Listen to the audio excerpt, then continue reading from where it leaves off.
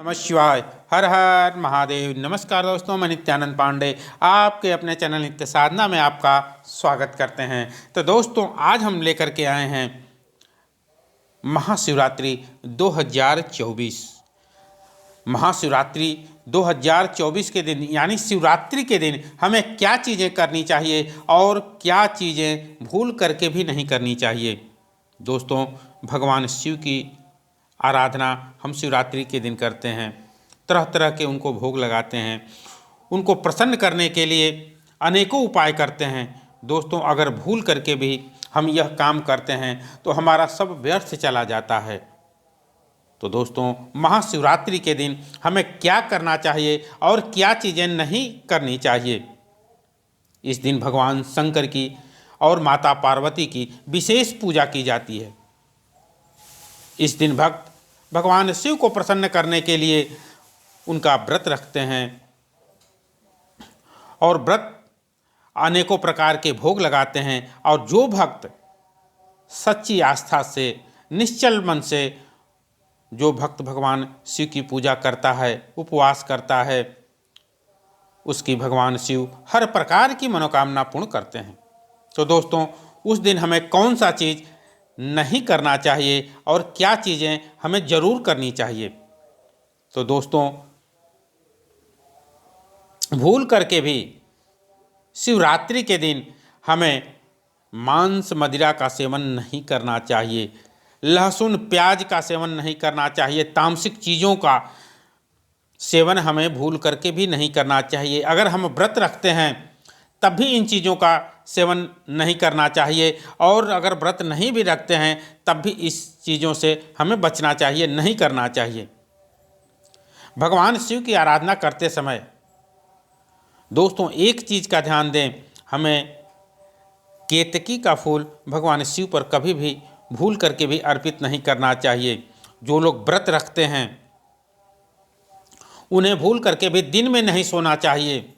शिवरात्रि के दिन भगवान शिव का स्मरण करते रहना चाहिए। और दोस्तों, एक चीज़ मैं और बताऊंगा, उस दिन हमें काले कपड़े पहनने से बचना चाहिए। काले कपड़े हमें धारण नहीं करना चाहिए। शिवलिंग पर कभी भी भूल करके कुमकुम नहीं चढ़ाना चाहिए। और जो हम अक्षत चढ़ाते हैं, इस एक चीज़ का ध्यान दें कि जो अक्षत चढ़ाते हैं, अक्षत हमें टूटे हुए नहीं चढ़ाने चाहिए। ये छोटी छोटी चीज़ें हैं दोस्तों, लेकिन अगर हम पूजा करते हैं, पाठ करते हैं, उनका व्रत रखते हैं और ये सब गलतियां करते हैं तो उसका फल हमें नहीं प्राप्त हो पाएगा। तो दोस्तों, इन चीज़ों से आपको बचना चाहिए। और शिवरात्रि के दिन किसी का भी हमें दिल नहीं दुखाना चाहिए। किसी बड़े को या छोटे को किसी को अपशब्द नहीं कहना चाहिए। कभी भी एक चीज़ का ध्यान दें, कन्या का अपमान बिल्कुल नहीं करना चाहिए। शिवरात्रि के दिन भूल करके भी कन्या का अपमान न करें। अगर कोई दरवाजे पर आपके भिक्षुक आ जाता है तो उससे ज़रूर कुछ न कुछ दे करके ही विदा करना चाहिए। उसे खाली हाथ नहीं जाने देना चाहिए। दोस्तों, भूल करके भी उस दिन दाढ़ी, बाल और नाखून नहीं कटाना चाहिए। दूसरी चीज़ बता दें दोस्तों, जो हम बेलपत्र चढ़ाते हैं उस दिन बहुत ज़्यादा भीड़ रहती है। शिव मंदिर में लोग पूजा आराधना करते हैं, तो भूल करके भी आप एक बेलपत्र चढ़ावें, लेकिन टूटे हुए बेलपत्र, खंडित बेलपत्र आपको नहीं चढ़ाना चाहिए। और दूसरी चीज़, शंख से कभी भी भगवान शिव का अभिषेक नहीं करना चाहिए। दोस्तों, इस चीज़ों का ज़रूर ध्यान देना चाहिए। शिव मंदिर में चूँकि इतना ज़्यादा भीड़ रहती है तो भूल करके भी उनका परिक्रमा नहीं करना चाहिए। पूरी परिक्रमा भगवान शिव की नहीं की जाती है।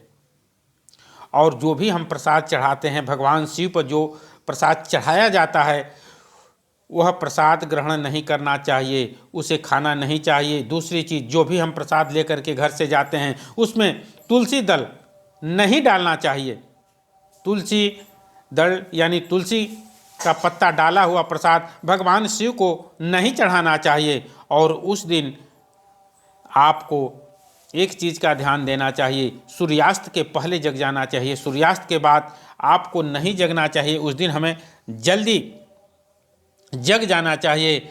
और अगर आप सक्षम हैं रात में जागरण करते हैं, भगवान शिव की आराधना करते हैं, उस दिन अगर पूरी रात अगर आप जागते हैं तो भगवान शिव से जो कुछ मांगेंगे वह सब आपको मिलेगा। तो दोस्तों इस चीज़ का ध्यान दें। अगर हो सके तो उस दिन हमें नमक का सेवन नहीं करना चाहिए। अगर हम व्रत रखते हैं तब तो बिल्कुल नहीं नमक का सेवन करना चाहिए। अगर व्रत नहीं भी रखते हैं तो मीठा अगर भोजन करके रह जाते हैं तो ठीक है, सफ़ेद नमक का सेवन हमें नहीं करना चाहिए। और दोस्तों आइए चर्चा करते हैं कि उस दिन हमें क्या चीज़ें करनी चाहिए। तो दोस्तों उस दिन हमें भगवान शिव की पूजा आराधना तो आप जानते ही हैं करना चाहिए। बेलपत्र जरूर चढ़ाना चाहिए, एक ही बेलपत्र चढ़ाना चाहिए, लेकिन वह खंडित ना हो। एक बेलपत्र जरूर चढ़ाना चाहिए। अगर हम सक्षम हैं तो 108 बेलपत्र पर हम राम राम लिख करके अगर भगवान शिव को अर्पित करते हैं तो इसका फल हमें बहुत ही कई गुना होकर के मिलता है। उस दिन शिवरात्रि के दिन ऐसा संयोग बनता है दोस्तों, जो भी हम पूजा आराधना करते हैं वह हमें कई गुना होकर के मिलता है। उस दिन भगवान शिव के मंदिर में आपको एक दीपक जरूर जलाना चाहिए। गाय के घी का दीपक एक ले जाकर के आप दीपक जला दें। अगर अखंड दीपक रात में जलाना संभव हो तब तो कोई बात ही नहीं है सर, उसका तो आपको कई गुना फल प्राप्त होगा।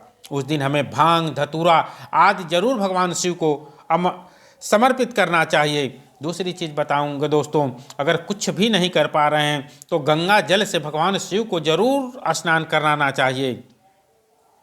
आप घर से एक लोटे में गंगा जल और जल डाल करके ले करके जाएं और भगवान शिव को जरूर अर्पित करना चाहिए। अगर आप बहुत ज़्यादा परेशान हैं, पैसे की दिक्कत है, किल्लत है, धन संबंधी समस्या है, तो भगवान शिव को उस दिन गन्ने के रस से अभिषेक करें। यह धन की समस्या आपकी दूर हो जाएगी। भगवान शिव के ऊपर गन्ने का रस जरूर अर्पित करना चाहिए। आप चाहें तो पंचामृत से भी अभिषेक कर सकते हैं। पंचामृत से अभिषेक करने से भगवान शिव अति शीघ्र प्रसन्न हो जाते हैं। दूसरी चीज़ मैं बताना चाहूँगा दोस्तों, भगवान शिव को मालपुआ बहुत ही पसंद है। भगवान शिव को प्रसन्न करने के लिए देसी घी से बना हुआ मालपुआ जरूर अर्पित करना चाहिए। गाय के दूध से बनी सफ़ेद मिठाइयाँ भगवान शिव को आप अर्पित कर सकते हैं। मखाने की खीर अर्पित कर सकते हैं। और खड़े चावल की खीर अगर अर्पित करना चाहते हैं तो गाय के दूध का बना हुआ खड़े चावल, खंडित चावल ना हो, उसका खीर बना करके भगवान शिव को आप अर्पित कर सकते हैं। दोस्तों एक चीज़ और ध्यान देना चाहिए, उस दिन आपको कुछ न कुछ भगवान शिव के मंदिर में जरूर दान देना चाहिए। भगवान शिव के मंदिर में दान दें।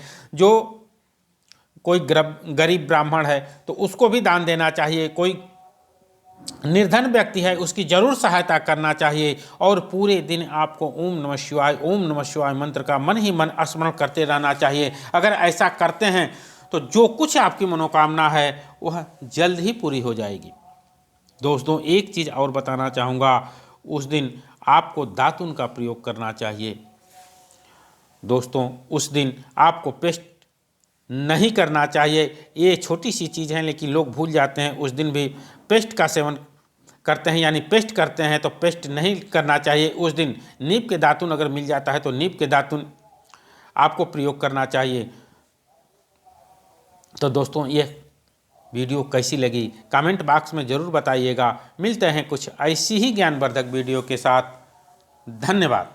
चैनल को सब्सक्राइब करिएगा। चैनल पर जो भी आप कमेंट करेंगे, जो भी लिख करके भेजेंगे, मैं रिप्लाई देने का कोशिश करूँगा। धन्यवाद।